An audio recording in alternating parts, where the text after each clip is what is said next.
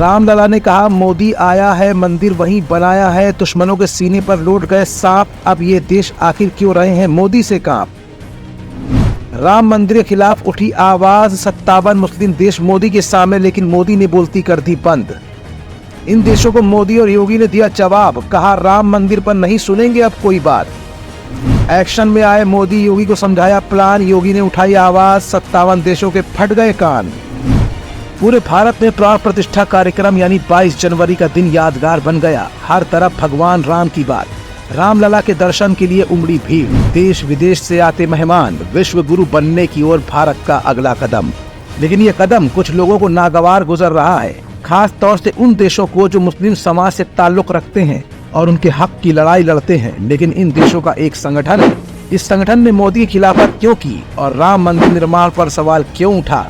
Live 24 आज आपको ये दिखाएगा भी और बताएगा भी। दरअसल अयोध्या राम मंदिर में 22 जनवरी को रामलला की नई मूर्ति की प्राण प्रतिष्ठा की गई। यह अनुष्ठान पीएम नरेंद्र मोदी की मौजूदगी में संपन्न किया गया था। देश के लोग इस आयोजन के गवाह बने। लेकिन इस कार्यक्रम के बाद इस्लामिक देशों का एक संगठन मंदिर प्राण प्रतिष्ठा कार्यक्रम के बाद बौखला सा गया है। बौखलाना लाजमी भी है, क्योंकि उनके सीने पर सांप जो लौट गया है और मोदी के होते हुए आवाज को बुलंद करना इतना आसान ही नहीं बल्कि नामुमकिन है। क्योंकि बात हिंदू और हिंदुत्व से जब जुड़ी होती है तो मोदी क्या करते हैं ये बताने की जरूरत नहीं।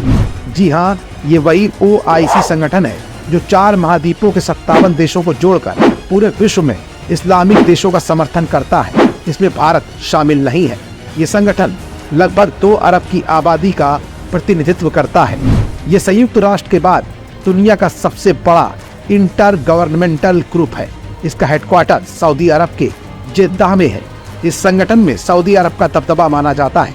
राम मंदिर प्राण प्रतिष्ठा कार्यक्रम के बाद 57 मुस्लिम देशों के इसी संगठन यानी कि organisation of Islamic cooperation OIC ने निंदा कर दी है। मंदिर में हुई प्राण प्रतिष्ठा के बाद संगठन OIC ने बयान जारी कर कहा है, इस्लामिक स्थल बाबरी मस्जिद को ध्वस्त कर बनाए गए मंदिर की हम निंदा करते हैं। इससे पहले प्राण प्रतिष्ठा के बाद पाकिस्तान के विदेश मंत्रालय ने भी बयान जारी कर बाबरी मस्जिद विध्वंस की जगह पर राम मंदिर बनाए जाने की कड़ी निंदा की थी।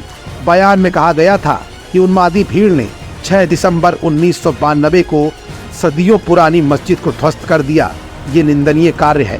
भारत के साथ ही सुप्रीम कोर्ट ने भी घटना के जिम्मेदार लोगों को बरी कर दिया और उसी जगह पर राम मंदिर निर्माण की मंजूरी भी दे दी गई। इधर पाकिस्तान की आवाज चुप हुई। उसके बाद अब इन 57 मुस्लिम देशों के संगठन अपना पुराना राग अलापना शुरू कर दिया है। OIC के महासचिव ने अयोध्या में पहले से बनी बाबरी मस्जिद को ध्वस्त कर हाल ही में बने राम मंदिर निर्माण और प्राण प्रतिष्ठा पर गंभीर चिंता व्यक्त की है। उन्होंने कहा, OIC जनरल सचिवालय इसकी निंदा करता है। संगठन ने आगे ये भी कहा कि भारत सरकार का लक्ष्य बाबरी मस्जिद जैसे इस्लामिक स्थलों को नष्ट करना है।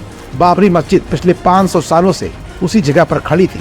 फिलहाल मोदी और योगी के नेतृत्व में उत्तर प्रदेश के तमाम धार्मिक स्थल एक के बाद एक हिंदुओं के पक्ष में आते जा रहे हैं। ऐसे में न सिर्फ विपक्ष बल्कि विश्व पर दबदबा बनाए रखने वाला इस्लामी संगठन भी तिलमिला सा गया है। लेकिन मोदी के नेतृत्व में देश में हिंदुत्व की लहर इन सबको चुप करा देने के लिए बेहद काफी है, जिसका परिणाम लोकसभा चुनाव 2024 में एक बार फिर बीजेपी की प्रचंड जीत के साथ देखने को मिल सकता है। लाइव 24 के लिए मनीष गुप्ता की एक्सक्लूसिव रिपोर्ट।